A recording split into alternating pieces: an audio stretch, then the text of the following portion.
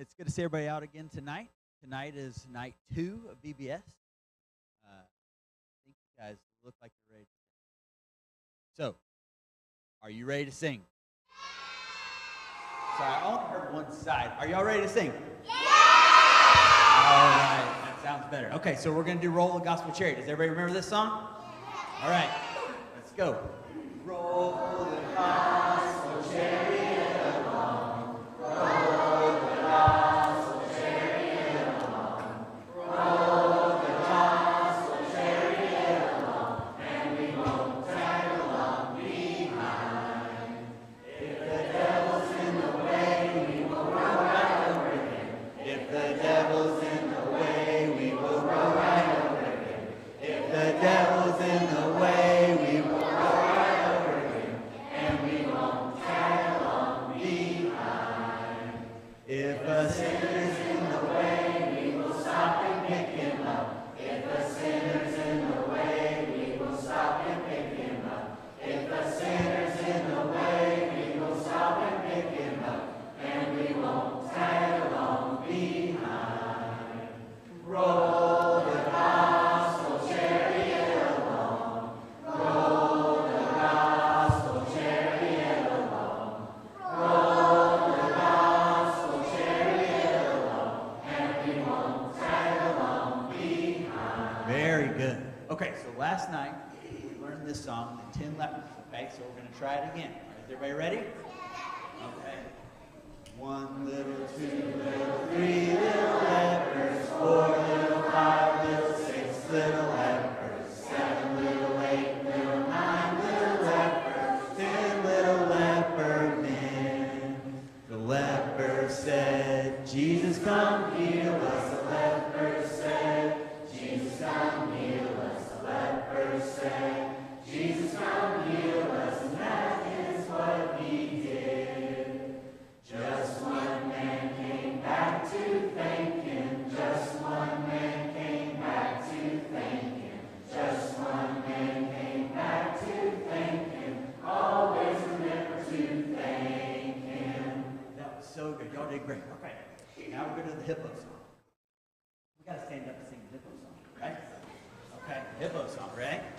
All right. Is everybody ready? Okay. In the beginning, God made the seas and the forest filled with trees. Placed the mountains up so high.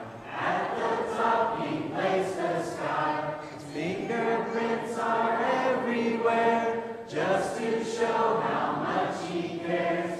In the middle, He had some fun. He made a hippo that weighs a ton. Hip, hip, hip, hippopotamus. Hip, hip, hooray, God made all of us. Hip, hip, hip, hippopotamus. Hip, hip, hooray, God made all of us. Creation singing of His praise. The sparrow and the tiny babe. We can sing and shout, well done. What's something just made for fun? Kangaroo. Hip, hip, hooray, God made me new. Kangaroo. Hip, hip, hooray, God made me new. Good job. Okay, everybody sit down. All right. So we're going to get ready. We're going to say a prayer, and then we're going to go back to our class, okay? So I need everybody to be quiet. Just bow our heads, okay?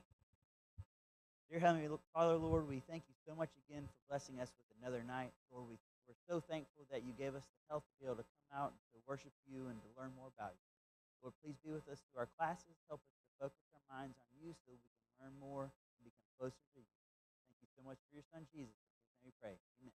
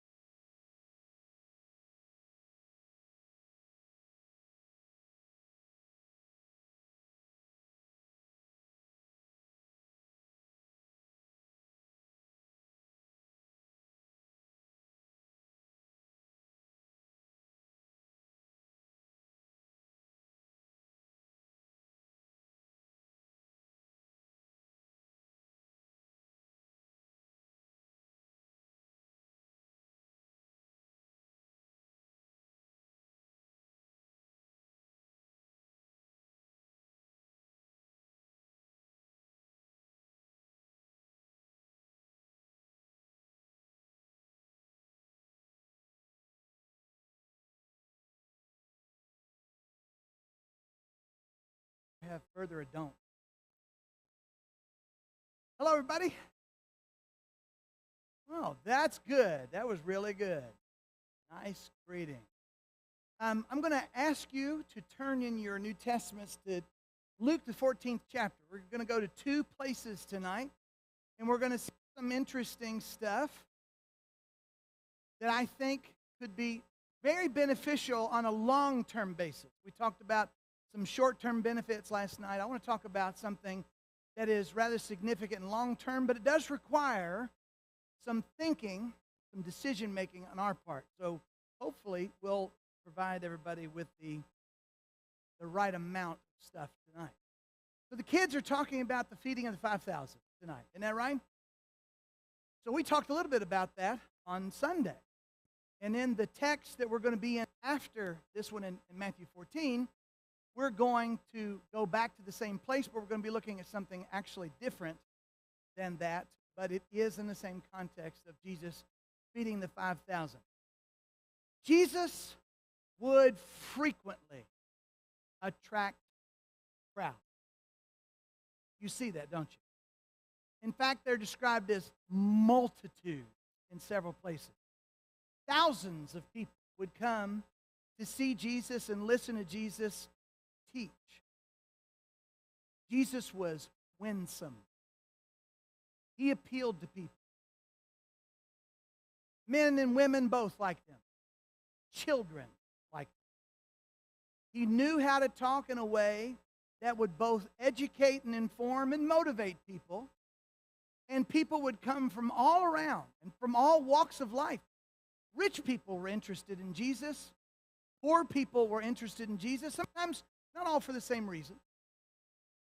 But everybody would find something about Jesus that was appealing. He spoke with authority, unlike the scribes and Pharisees. No man ever spake like this man. Remember that?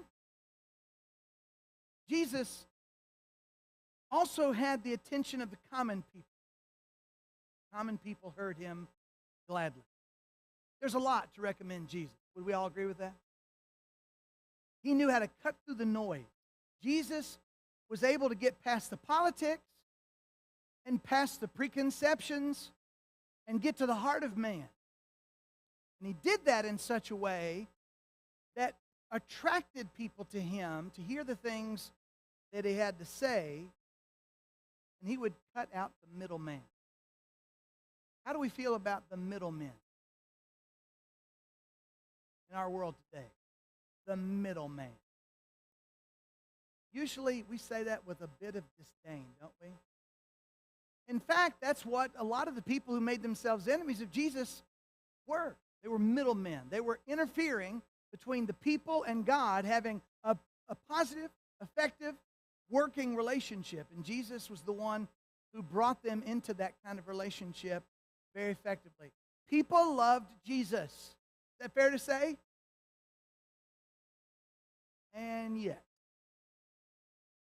Jesus made it a habit that when he would get a bunch of people together,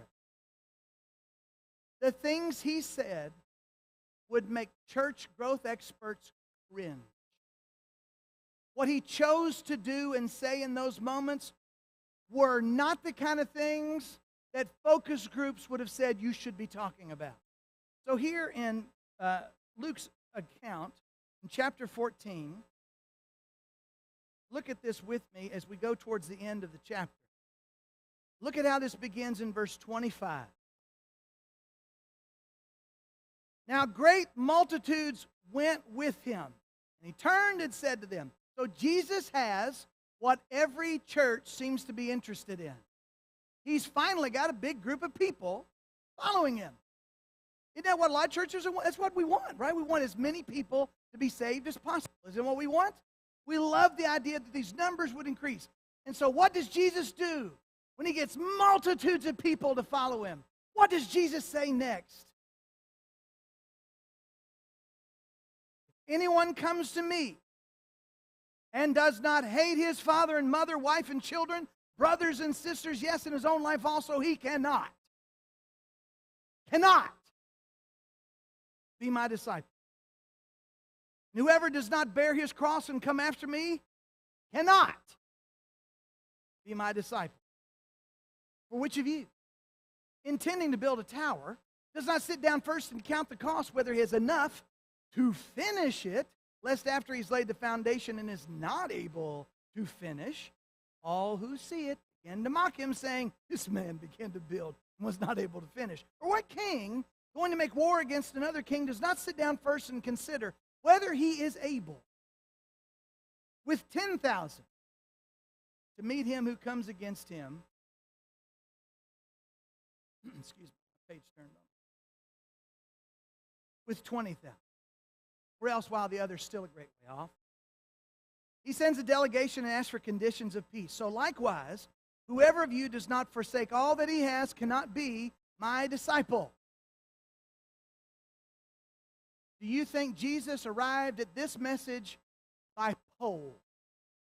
Did he take a poll and say, what do you think everybody wants to hear? He did not.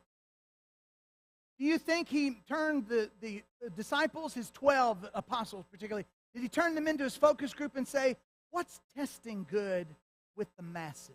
Tell me, what's doing that? If he had done it, would this be what they would have recommended that he speak? What are the chances that people were offended at this?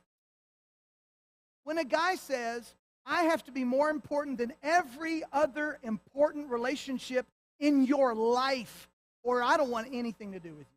You can't be my disciple. You can like me. You can say that you're interested in me. You can say you're a fan.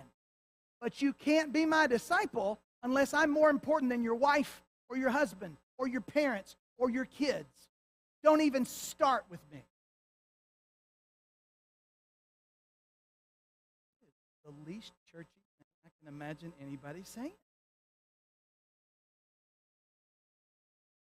Well, it gets worse. John, the 6th chapter. This is one of those places where the feeding of the 5,000 is found. And in the tradition that I've helped create for myself this week, I'm not going to read that. But we're going to read these first two verses. John, the 6th chapter.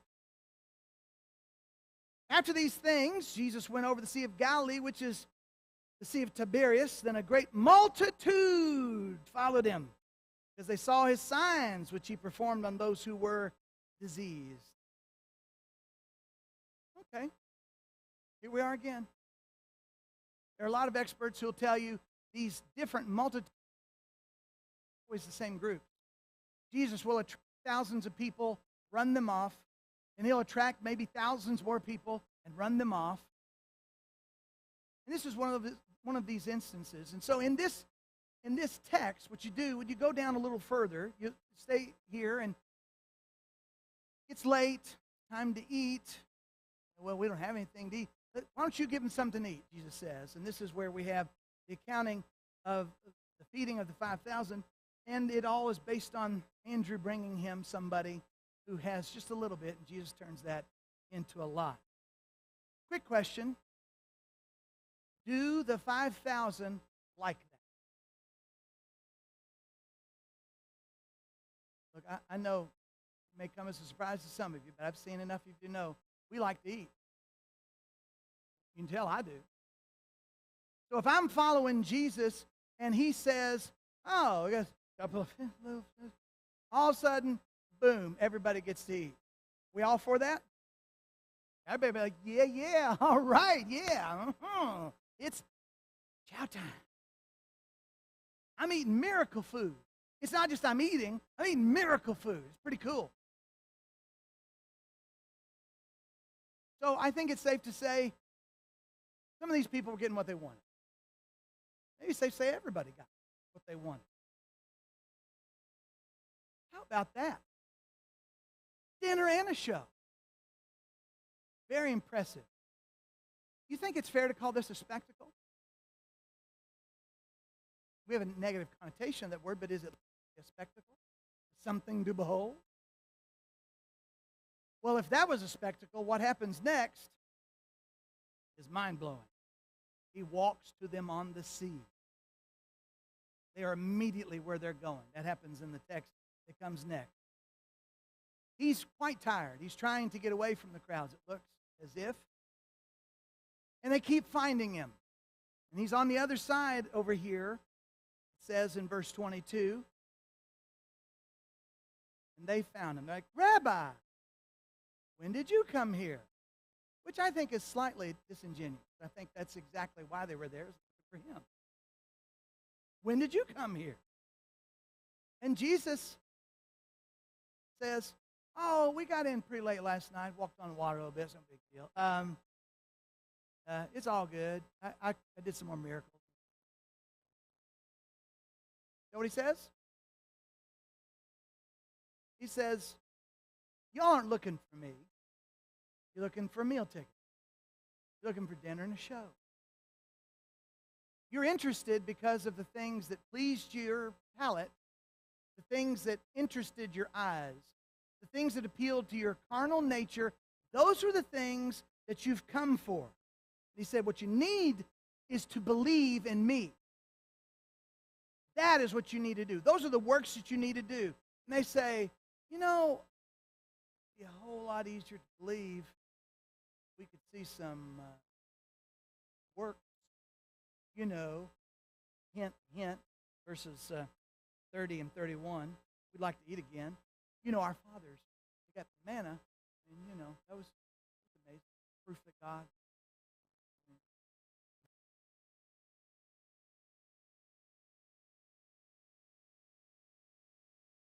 And so Jesus begins to talk to them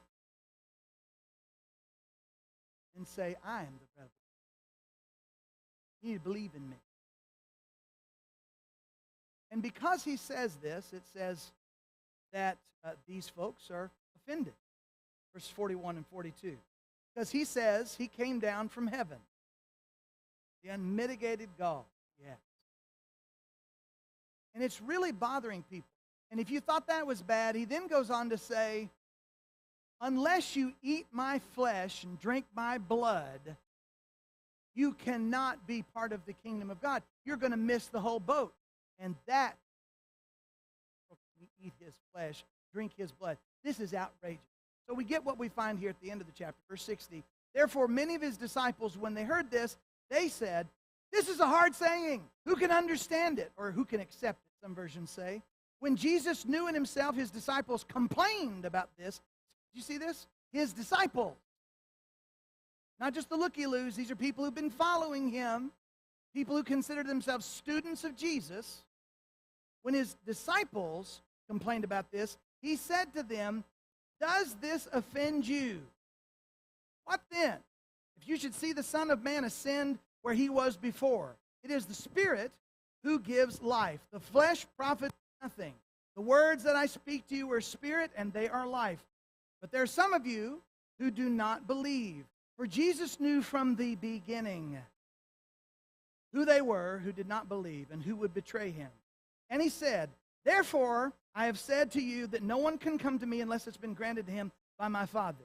From that time, many of his disciples went back and walked with him no more. Then Jesus said to the 12, do you also want to go away? But Simon Peter answered him, Lord, to whom shall we go? You have the words of life, eternal life. Also, we've come to believe and know that you are the Christ, the Son of the living God. Jesus answered them, did I not choose you, the 12, and one of you is a devil? Spoke to Judas Iscariot, the son of Simon, for it was he who would betray him, one of the 12. Jesus attracts a multitude, and then Jesus runs off a multitude. It's antithetical to the goal of saving the world, wouldn't you think? Running people off. He offends these people. He offends his disciples. He offended the Jews all the time. He offended the Pharisees and the scribes. But now he's offending his disciples, his friends. It's down here in verse 66. Many went back and followed him no more. And Jesus, it says in the following chapter, said, what have I done? Guys, I've really messed up this that what it says? What you'll notice is that he doesn't beg them to come back. You'll also notice he doesn't alter the message to suit them when they challenge him with the idea that this is hard saying what you've said to us. Also, he doesn't lower his own expectations. He doesn't say, well, we'll have the presidential tier of discipleship, and then we'll have the gold club discipleship, and then we'll have the silver club, and we'll have the bronze club, and you can be an entry-level member, for just a little bit of commitment. He doesn't do any of that. And he doesn't cater to their requests. He doesn't feed them again. He doesn't give in to any of their demands at all. He doesn't compromise on any level. Let them walk away. He is the God who just lets people walk away. And folks, that doesn't make a whole lot of sense to us, the way we think about things, the way we look at stuff. Does it? On top of this, in Matthew 10 and in Mark 6, he instructs his disciples when he sends them out to do their preaching that if people hear you, shake the dust off your feet and move on.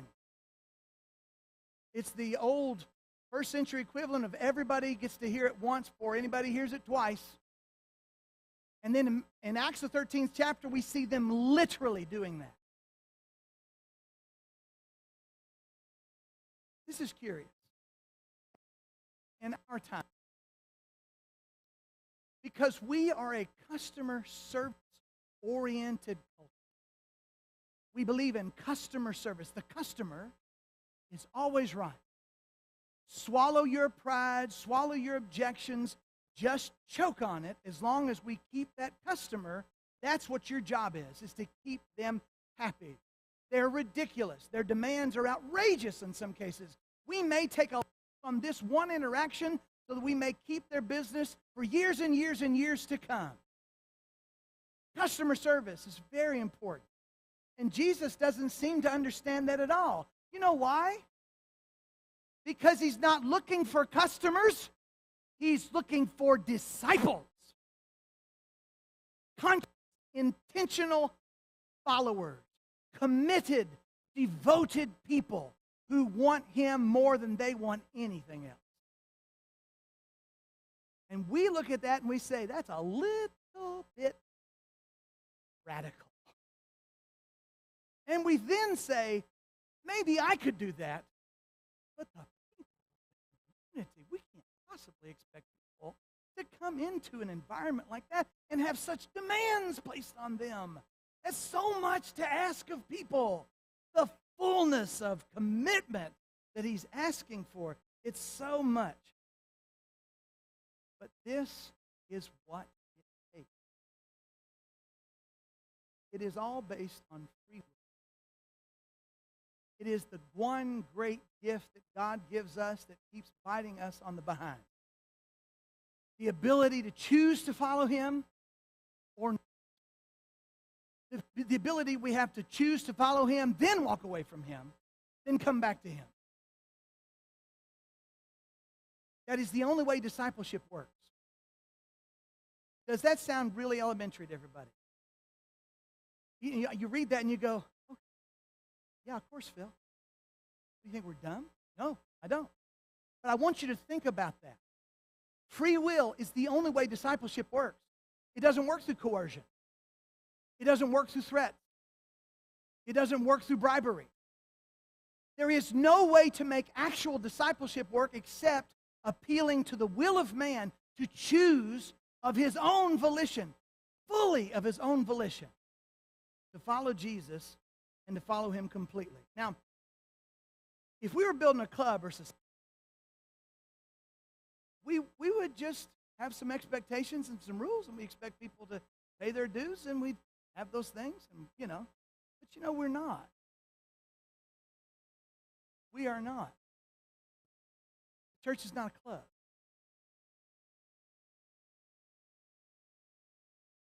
And more specifically, it's not our club.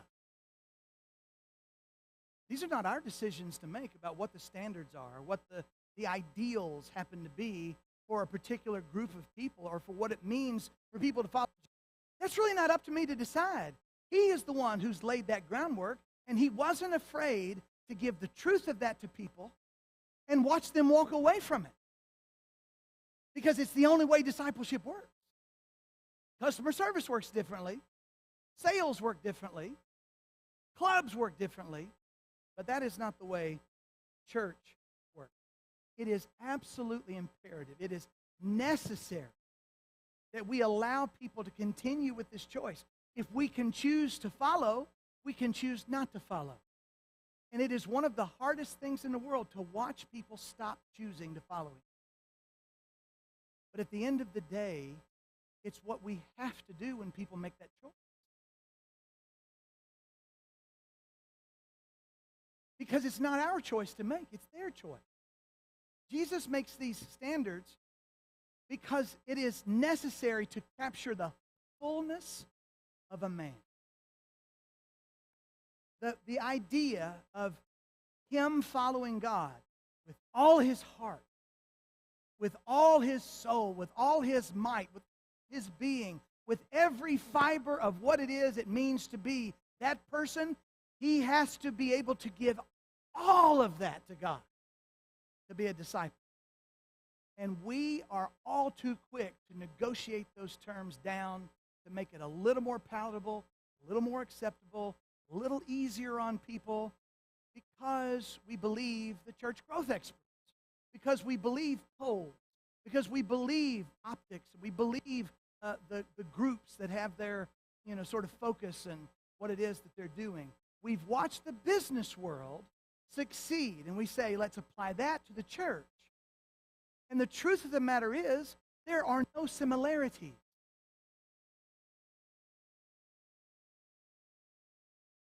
The only thing the church is like is a monarchy. There's a king at the top, and then there's the rest of it. We follow the rules if we want to be in the kingdom. We don't want to be in the kingdom, do whatever you want. Deal with the consequences later. But it's as simple as that. Let me tell you what I have learned in the limited time that I've been on earth. I don't know everything. I don't even know where I would find everything.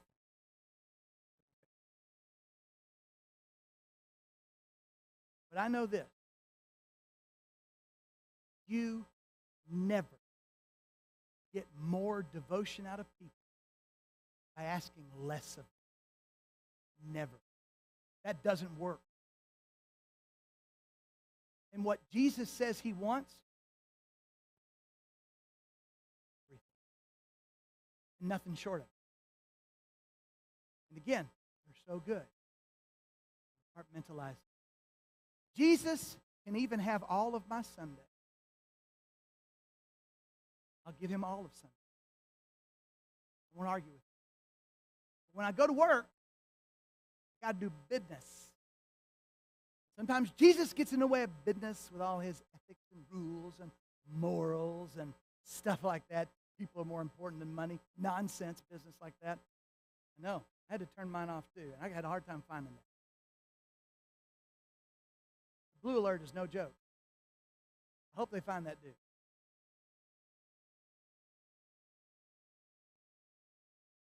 People have the right to choose to reject God. But please remember,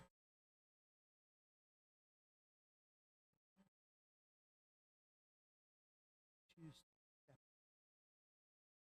We don't do anybody any favor by taking His standard, trimming, making it more palatable for other people. Because they're not following Jesus at that point, they're following us. It is the very nature of denominationalism. It is an abomination to God. The simplicity that is in the gospel, the basicness of His structure, the very easy way to understand things. I tell guys today, there's nothing more damaging to your faith than attending a theological seminary. You'll not find God there. You'll find a lot of professors that don't believe that God actually exists as a being. They don't believe in the inspired nature of the Scriptures. They don't believe a whole lot.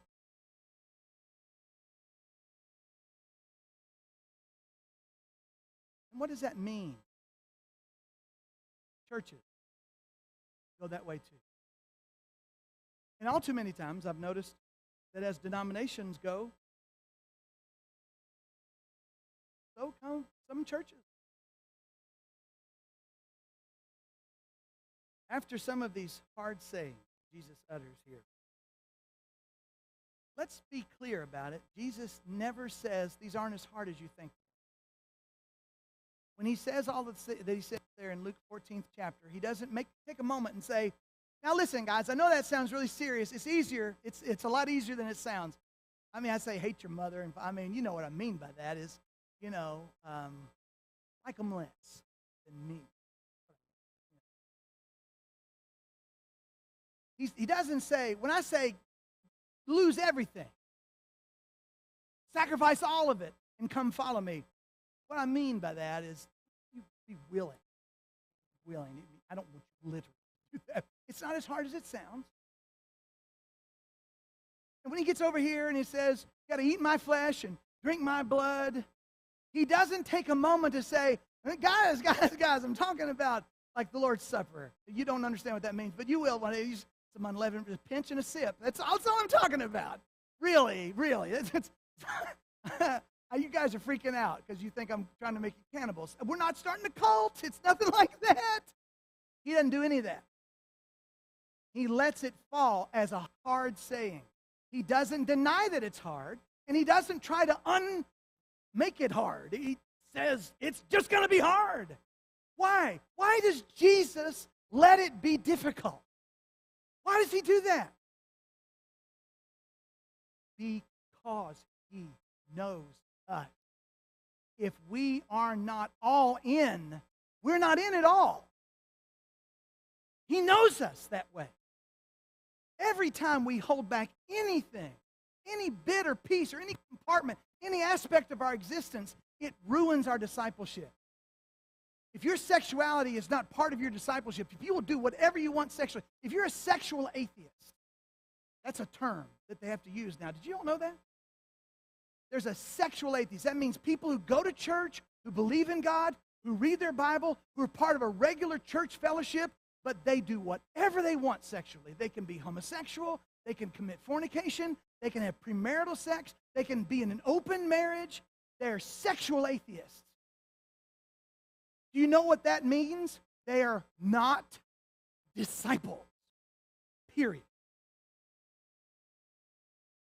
Call it what you want. A disciple it ain't. Call it a disciple and then ask God what he thinks about it. I would advise you to find out what he thinks about it before you can ask him in person. Because that'll be way too late.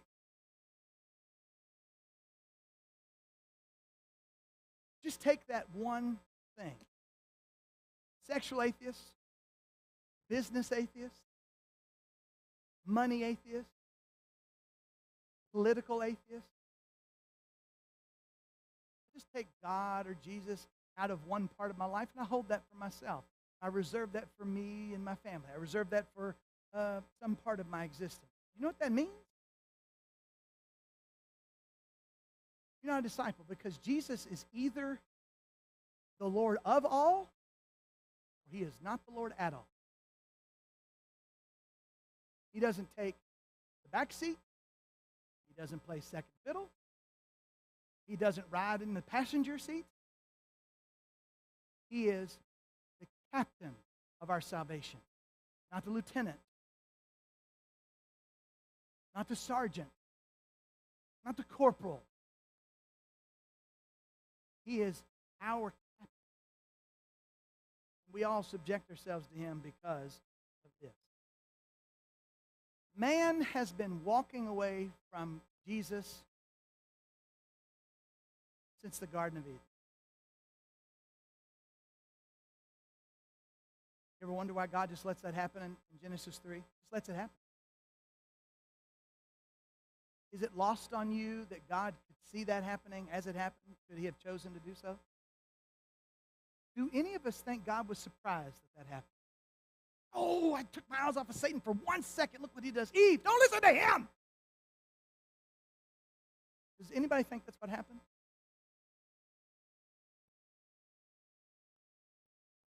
Jesus does these hard sayings, and it teaches us something about him. When these people walk away, he is not alarmed.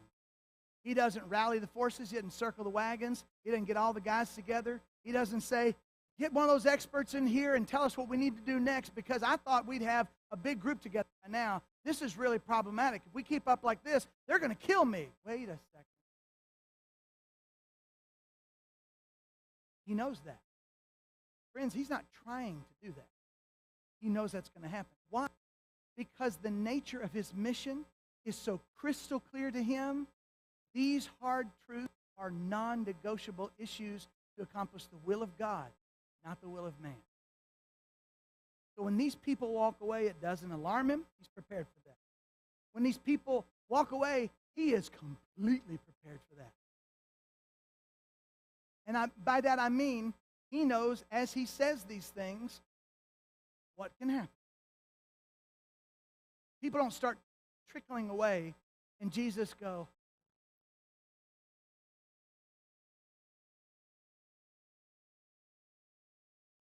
when Nicodemus comes to Jesus by night, and Jesus to him the things that he says, and he goes, you're a teacher in Israel and you don't know these things?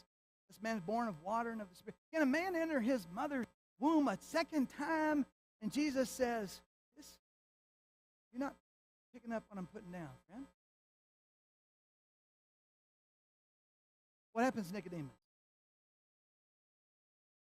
He tries to speak up to Jesus once. Doesn't go well.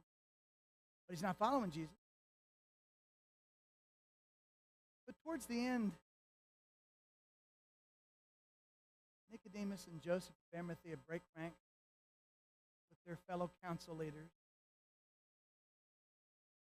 They ask to claim the body of the enemy of the state, so that they may anoint and bury him properly, like a king, in a newly hewn grave made for rich.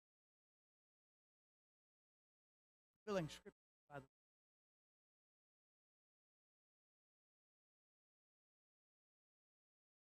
Jesus does not try to fast forward Nicodemus to that moment and say, buddy, you may change your tune. You may feel differently later. Let's think about that again. More. Additionally, Jesus is not emotionally detached from any of these things. Does anybody here think it doesn't hurt him when these disciples walk away and do not follow him any longer? Does anybody get the picture that after this happens, Jesus goes, who needs you? I'll get more disciples, and they'll be better disciples than you guys. Fair weather friends is what you are. They're going to go to hell. Is that what he does? Let me tell you, his heart. When he's talking to the rich young ruler, and he lays out the whole thing, and the guy seems so excited. He's talking to Jesus, and he's like, what do I need to do to inherit eternal life? Jesus says, well, you know the commandments. He goes, yes, I do know. I do know them. I know that one, and I know that one. I did those. Those I've done. I've done those. Jesus goes, great. One thing. Just sell all you have. Give it to the poor and come follow me.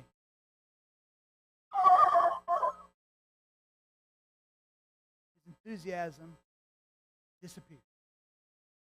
His disappointment becomes apparent. And in one of the accounts, it says, Jesus, looking at him, loved him. And this guy is very sad. It says, because he has. Go back and read the language. Find all the accounts and read the language of that and see if that's not what it says. It doesn't say he's sad at the prospect of giving up all of his riches. He's sad because he has great riches. You know what I take from that? If he had been poor, maybe he would have followed Jesus. but he wasn't willing financially to be a disciple. He was willing to be religiously a disciple. He was willing to be a fan of Jesus, willing to do what some of his fellow rulers were unwilling to do. Do y'all catch that? Rich, young, ruler. You got to read all three accounts to get rich, young, and ruler all together. You have to get all of them. But one of them says he's a ruler. Now, do you know what that means? He walks in the ranks of Nicodemus and Joseph and some of the other people who had claimed themselves to be enemies of Jesus. He's risking a lot just by offering the possibility that he might follow Jesus. He's really potentially giving up a lot. He's young. You know, when you're young, the world is your oyster. And when you're not young anymore, your knees hurt. But the ruler thing, you know, he'd have to give that up. He'd lose all his influence. It wasn't his youth. It wasn't his ruler. And I tell you, he could have chosen to give them all up. And I know that because he chose not to. It's not that he doesn't understand. It's not that he doesn't care.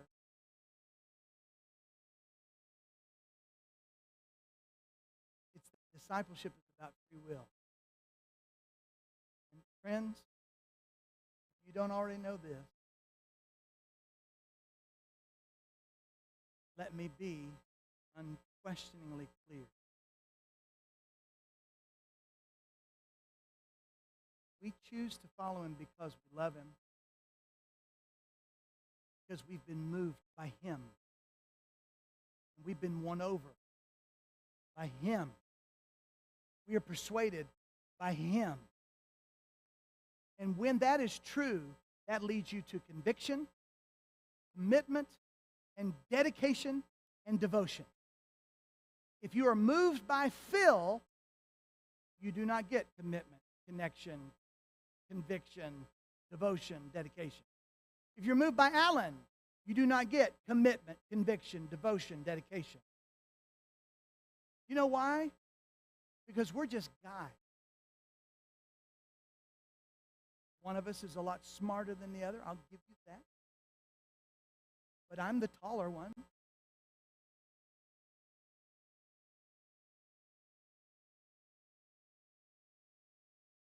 And I'm sure Alan has said this to you, and I'm sure you've heard 1,000 other preachers say this.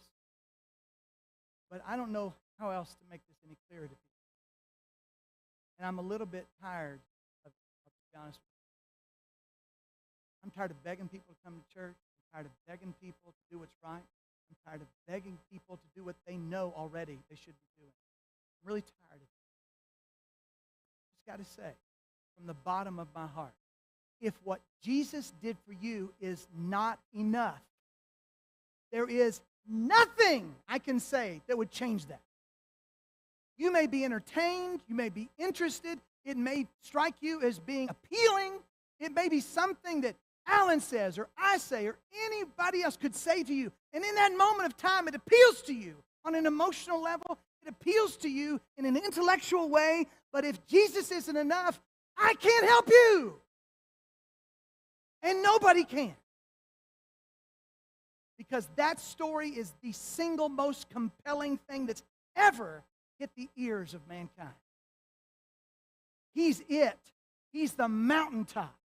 He is everything, and there is nothing more important and nothing higher than him. And until we're convinced of that, people will have to ask us to do what's right. People have to remind us to do what's right. People have to beg us to do what's right. But when you are in love with Jesus Christ, when he is your all in all, nobody has to ask you to do nothing. You are ready to go day one, all day, every day. Point. Show me where I got to go. Tell me what we got to do. Tell me how you want me to jump. I'm ready. I'm in it to win it. Here's the encouraging part of all of that. You're like, thank you, son. I know. Your elders know. Alan knows. We season. Nobody's on fire for Jesus every day, all day long, 24/7, 365. You have hard years. You get hard months. You get a hard day. You get a hard week. There's really difficult times. Everybody goes through them. And sometimes, as the old song says, my love to Christ grows weak. Times like that, for stronger faith I see. And you know what the song says? You see what he says? The songwriter's saying, go to the hill. Look upon the crucified and risen Savior and be transformed by that. I can't say anything better than that to you. There is nothing in my repertoire of words or persuasive ideas or cutesy sayings or funny stories that could get you any closer than one shot from your knees at that cross, looking upon the one who bled, died for you, to give you the chance to walk with him. If that is not enough, you should quit now. And quit asking people to be your Savior. Quit asking people to fill in your gaps. Quit expecting people to do the absolute impossible and be something for you that you haven't accepted from the one who is willing to do it. Jesus has got to be everything. Because he's asking us for everything. And that is the only way that works. In the highs and the lows, I know what it feels like. I've had plenty of both. Does anybody here ever examine their faith and feel worthless? May God forgive me. I've mounted a pulpit like that more times than I care to count, with faith as weak as milk. Knowing I needed to do it for other people, trusting that it would somehow take care of it because the word is that powerful, but not feeling it at all. And just hoping that God will move me with those words the way I'm hoping those words will move those other people. We're all just people. So it's not about the highs and lows. You're going to have them. Everybody's going to have them. You know what it's about? Persistence. It is about being unshakable. It's like being a cocklebur on the coat of Jesus. Y'all have cockleburs here? You know what I'm talking about? That little sticky, prickly thing gets stuck on a garment, a clothes. I'm not talking about the little fuzzy ones. They're like Velcro. I'm talking about the sticky, the nasty, spiky. You go to reach and pick it off, and it says, "Nuh-uh," and pokes you. Those things are real persistent. And from a horticultural standpoint, they're very persistent. They have A, B, and C pods in each of those cockles. That means, from the botanical standpoint, that if conditions are not ideal for the seed of A to germinate this year, it will lie in the ground for a year, waiting for the conditions to be right. If they're not right year 2, it will not germinate. It will go in the ground for 3 years, waiting for enough rain and sunshine to become a nasty weed that's going to spit more of that junk all over.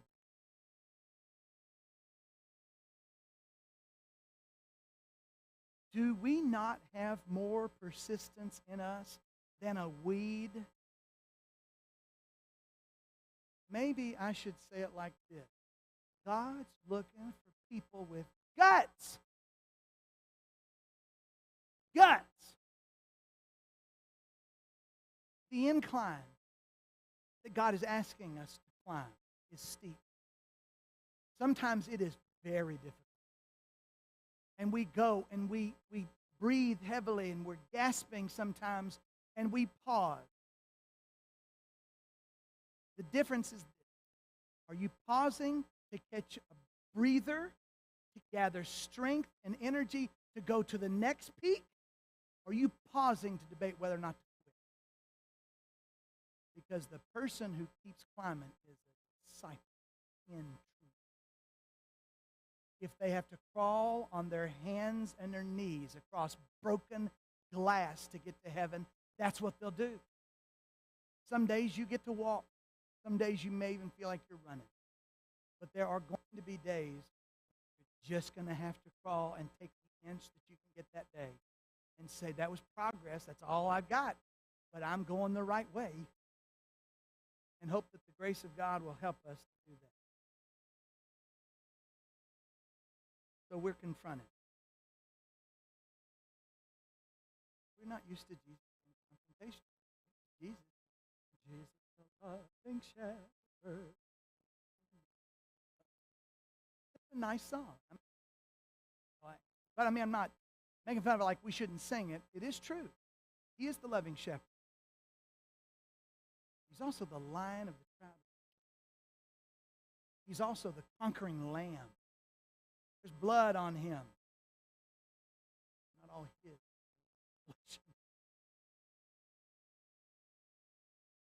He's strong.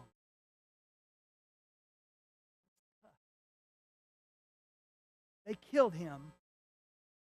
They couldn't keep him dead.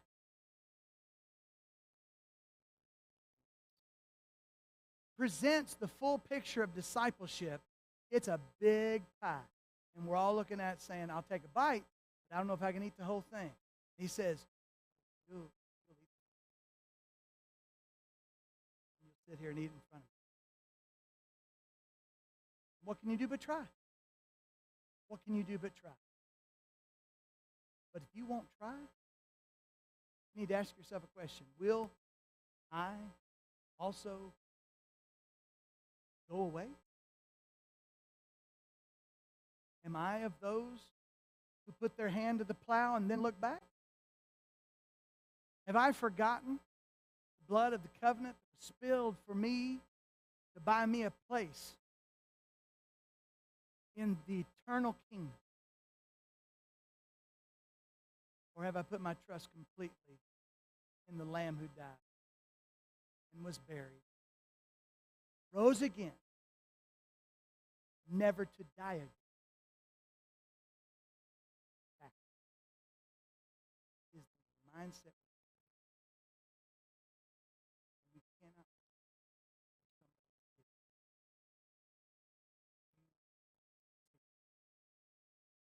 It is my prayer that you will do that. Be persuaded. Be moved. Fall in love with him. But whatever you do it now. Don't wait anymore. Don't wait for the right season. Do it now. Commit yourself fully to it. I know tonight about all of us.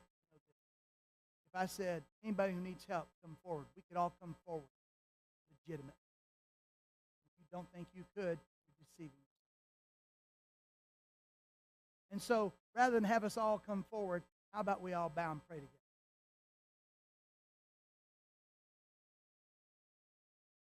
Father, we are an unclean people of unclean lips, and we dwell in the midst of people who are unclean, who have unclean lips. The poison of our culture and the society around us infects us. We would ask for cleansing. We would ask for forgiveness. We would ask for better hearts. We would ask for boldness and courage to speak the truth into the darkness, to light our lights and let them stand on this hill. We would ask you, Father, to help us do these things, not to take away our hardships. We would not have you take away our suffering. We would not have you take away those people who would be obstacles to us, but we ask you for boldness. We ask you to help us have the persistence and the guts that we need to be followers of the greatest King any of us has ever known. Help us to walk in his footsteps. Help us to follow his path. Help us to love his church. Help us to love those who are lost and increase the borders of the kingdom. Help us to destroy the works of Satan in our own lives and tear down the strongholds that he holds in other people's lives. Help us to love the Word. Help us to wield that with surgical precision, that we might know what needs to be excised from our lives, and we might not hurt those who are hostile, but only the one who's taken in captivity. Help us to do these things, Father, that we may be yours all together. Help us all to be yours all together. Forgive us where we've misstepped, where we've made mistakes, where we've lacked the courage, where we've been cowardice put upon by the thoughts that come from the darkness. Help us to overcome those things by the power of the Word and the power of your Spirit. Help us to search our heart and cleanse them. And you, Father, purify us in the fire of truth. We may be as shining gold in your kingdom. Help us with all of this, Father, so that we may be all together, fully, completely yours. Help us to love our Savior, our Master, our King better. We ask it in his name.